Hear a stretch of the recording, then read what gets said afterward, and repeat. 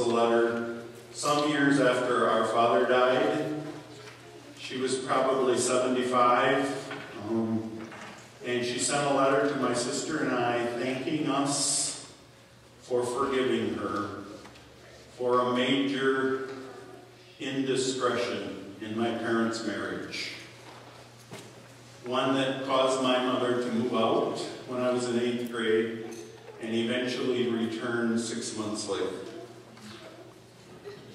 She said, Sally and Gary, I couldn't have asked for more in terms of your welcoming me back. I kept that letter. Russ, the father of a 19-year-old in the congregation when I served in Greenville, it was he and I on New Year's Day sitting at the bedside of Nancy and Russ's son who had leukemia at Spectrum downtown in Grand Rapids, the old Butterworth. We sat on each side as Michigan played football late in the afternoon on New Year's Day, each one holding a hand of David, their son, and watched him die in front of us. That's a New Year's Day I have never forgotten. Russ, a rough carpenter, wrote me a letter a month or so later of what holy a moment that was, to have he on one side and me on the other, holding on to their son. And how I would always be in his mind a pastor that he could turn to. I kept that letter. Letters are like that. We get letters from people that are more than a letter. They mean so much to us. The Apostle Paul decided to write a letter to a congregation like Ascension. For all we know, it may have been named Ascension. It just happened to be in Corinth. Could have been First Lutheran or Ascension Lutheran. Let's pretend it might have been Ascension. He wrote a letter to this congregation. And he had 2, 3, 4, 5 things he wanted to say to them about being generous. So maybe I can use these fingers. One of the things he wanted to say is that they have seen the witness in the church in Macedonia of what it means to be really generous. He called it exceedingly generous. They have given us such a symbol, he said, this church nearby, of what it means to be generous. And one of the reasons why I wanted to do this as a part of my interim with you is that I've done lots of these. And among my roles as bishop, and I was not only calling pastors and dealing with disputes and all those things, it was to lead this stewardship program called Consecration Sunday.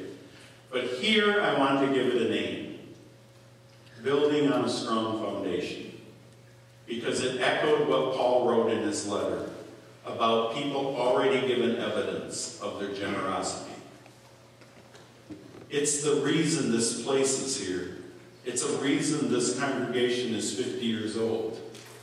It's a reason you have a facility like this. And it's a reason we are moving ahead joyfully to call a next pastor for this congregation. You have been generous. You are generous.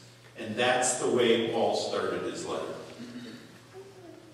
The second thing he said in his letter was that even in the midst of generosity, people know that they only can give within their means, not what they don't have. This is the place where we stop and we say to ourselves, when we contribute from our faith, we're only talking about the pool of assets or money that is ours. We're not talking about somebody else's. This is where somebody can look down the road and say, those people over there, they have a lot of money. I hope they're generous. This is really about us saying, God has blessed me up to this point, and my means to be generous is all God expects me to work from, not somebody else's. Well, that's not all. When you look at this, you see that in Paul's letter, he's got a third item that he mentions. He says, you already excel in so many things.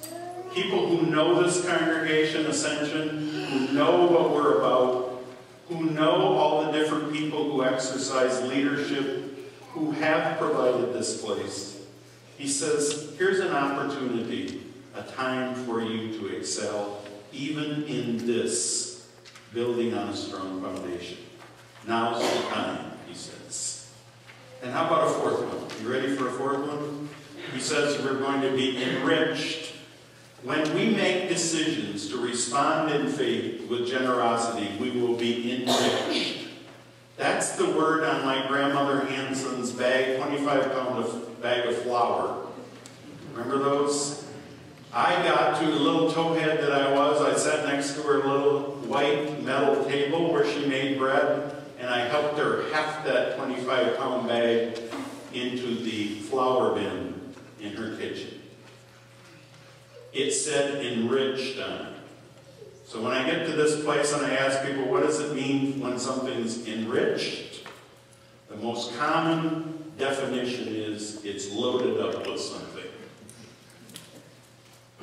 The Apostle Paul says to Christians like us that when we get a chance to be generous, God loads up our witness. He brings more than we expect. He deepens our faith life by doing those generous kinds of undertakings.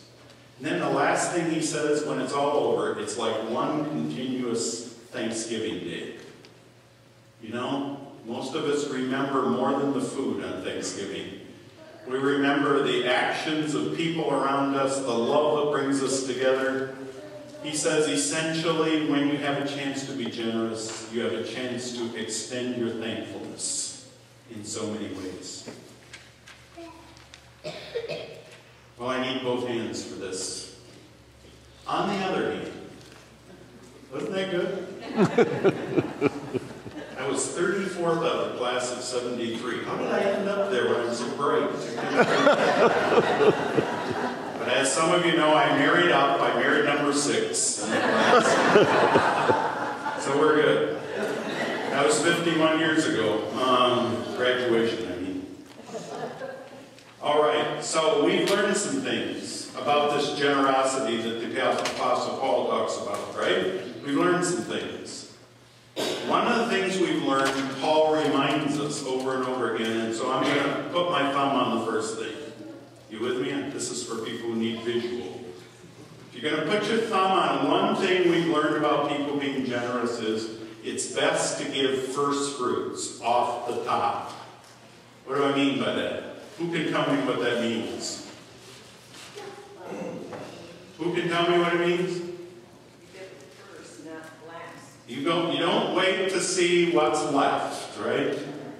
And in our household, when the checks come in, direct deposit, at the beginning of the month, my wife writes checks to St. Stephen Lutheran Church, seals it. Can you believe it? She seals the envelopes. As if God's going to get the first no matter what. That's the way we learn we can be the most generous. If I could point to one thing, you staying with me? If I could point to one thing in addition, it would be that you and I would know that if we sign on to a plan, if we make a plan and decide on an intent, an estimate, we will usually be our strongest in giving. We used that word last week in the adult class, and I liked it, the word plan. Because we're not talking about a contract with Visa here. We're not talking about a mortgage. We're not talking about something that can't be changed without penalty. We're simply talking about the fact that we grow best when we write down some hope, some intent, some estimate of what we hope to give in the next year. You with me? Probably the tallest order, the middle finger, probably the tallest order for us when we do this is to decide that when we do that, we find a way to grow. And the best way to do that is through knowing what percentage of our income we share. So at our household, I said this to you all, Social Security check, pension, the money I earn here, my 1 acre oil well, $40 again this month. This is good. Since 1973, times $40 a month. It's good. It all goes in the pool. And when Gary in June writes that check, when we contribute generously, we know what percentage we give and we seek to grow from it. And I'll just tell you, now that we sit down with a tax person, we know what the percentage is.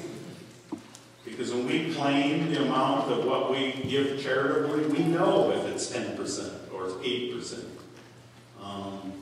So we find a number to shoot for. That's a tall order. And then a real gem, that's the finger with the gem.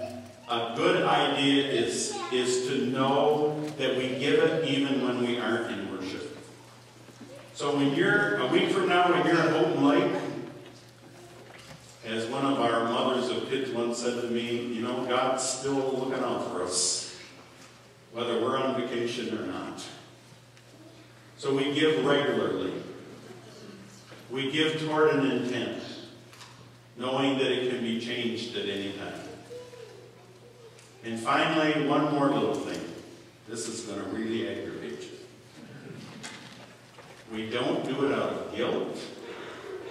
We don't do it out of anger. And right at this moment, if your heart rate is higher than it ought to be, and you're feeling sweats down the side of your neck, because you're saying, this guy shouldn't have ever come here in the first place. Why doesn't he retire?